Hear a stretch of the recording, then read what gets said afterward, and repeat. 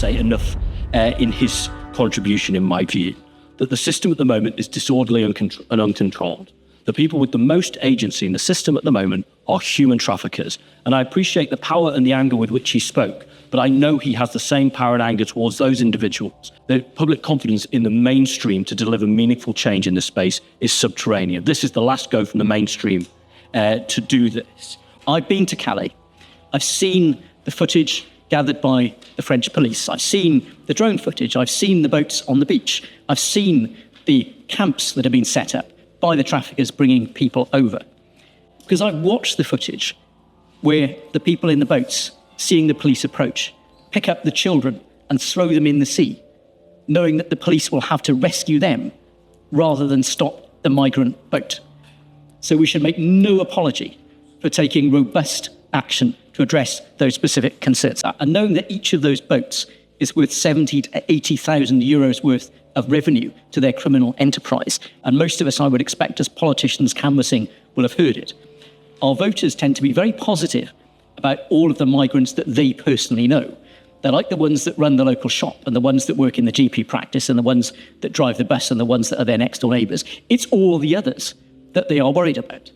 So there's a big job of work about demystification. I think when we saw in the previous government, when we as Conservatives took the decision to open the door to large numbers of refugees from Hong Kong, people who were traditionally associated with our country and had a right to be here under that scheme, that was something which gained very widespread public acceptance. The same was true of the Ukraine refugee scheme.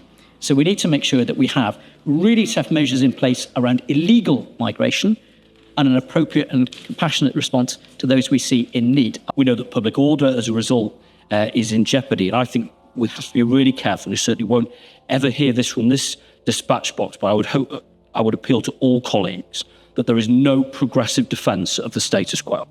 There is only the absolute need to act, but set against the instincts of the British people. Because I know from my own community, it's no secret where the immigration conversation is a difficult one, but those same people who raised those concerns with me about the disorder and lack of control, also the same people who lent into the Afghan resettlement scheme, the Syrian scheme, Hong Kong BNO, of which we've got one of the biggest populations in the country, Homes for Ukraine, people literally opening their homes. They showed that when there was control in the system, when there was order, when those coming forward we knew genuinely needed protection, then they would lean into it.